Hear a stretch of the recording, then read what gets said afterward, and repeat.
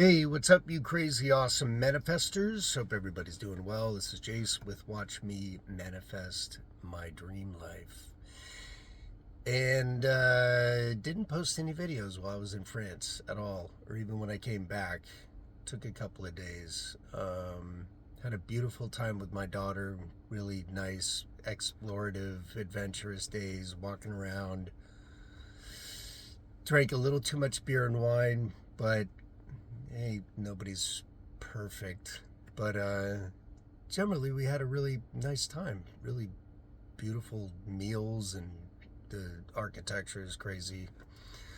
And we did a gorgeous hike and both explored a French city neither of us had been to. So that was really a wonderful time with my daughter. And that one-on-one FaceTime with your child is like priceless. There's just nothing that can replace that. So I'm grateful that I was able to manifest the funds to do that. And now I want to manifest some time in Hawaii with my older daughter, who's going through healing a busted up knee from a trip in Thailand. And so that's on my radar now. And then I had a experience of divine intervention. I mean, anytime. Well, before I go into that, let me say, if any of you have watched regularly, then you've been seeing me do the 40-day prosperity program, which I am going to start again tomorrow and not going to miss a day. And if I do, we'll start over. But I'm going to do the 40-day prosperity program, 40 days in a row. And then after that, by the same author, another meditation program, which is 60 days. I'm going to start that. And that's called the 60-day non-human program. And if you really commit to the daily mantras, and they're much simpler than the 40-day one, very simple, easy to remember and repeat in your head all day.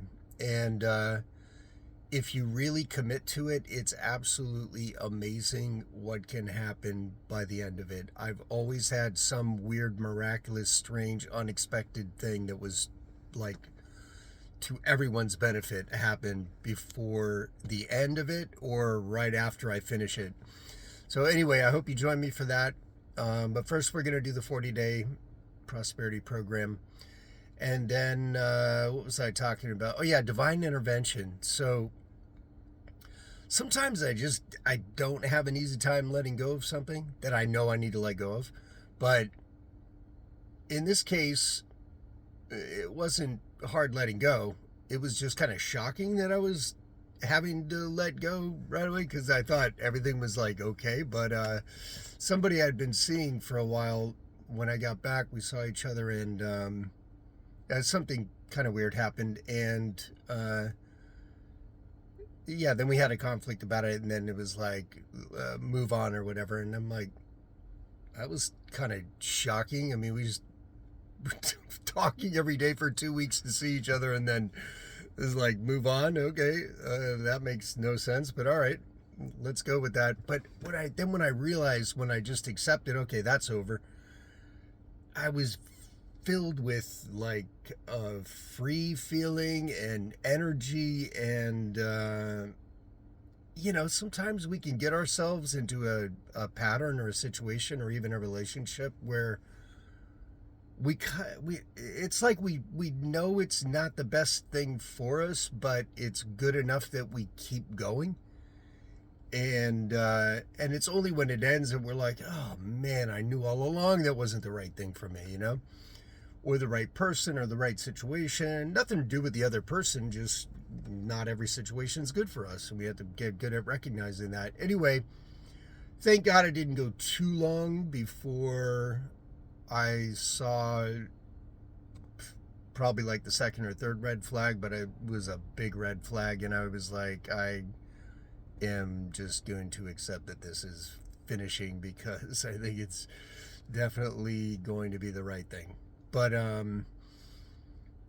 yeah, I was amazed at how much relief I felt. And then that allowed me to see how often I was kind of actually not even looking forward to talking to the person or like doing things. So yeah, it's weird how we delude ourselves temporarily, but back on track, and I feel that it really was divine intervention and it was divine guidance that that situation be removed, because it was more a distraction and an obstacle from the path I'm on than aligned with the path I'm on. And so it's all part of the process of getting to that harmonic state where everything that we're wanting and needing is just easily manifesting for us. And to get there, you got to kind of, especially if, like for me, you've been in a really darker place and a darker life experience in the last couple of years. When you start pulling yourself out of that, you got a lot of resistance. You got a lot of things that'll come at you to try to pull you into it and pull you back into like a darker space. And it's really good to recognize and be grateful for, so grateful when those things are removed. And a lot of times, if you don't do much, they remove themselves.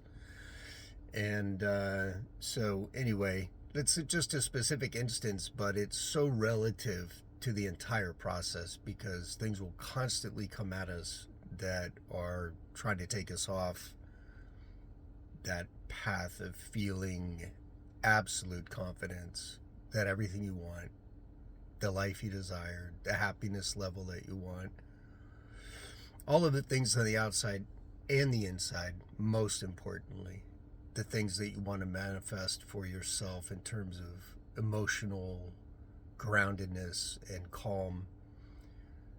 It's always good just to stay calm and let things play out the way they need to play out. So anyway, wanted to do a little bit of an update, say I'm back, and now I want to manifest a trip to Kauai to spend some time with my daughter, who's healing very rapidly, which I'm super grateful for. And yeah, appreciate each and every one of you, and hope you stick around and watch more and get involved and chat and comment, and let's get the synergy of a little group of super focused manifestors going, and see what everybody can create in their lives. I'm excited to see that, if anything at all. If not, I have this for later, and I can look back at it and be like, wow, that's where I was. But anyway, love you guys. Peace, love, and adventures always. And stay in that state. Get yourself in that state and stay in it. Later.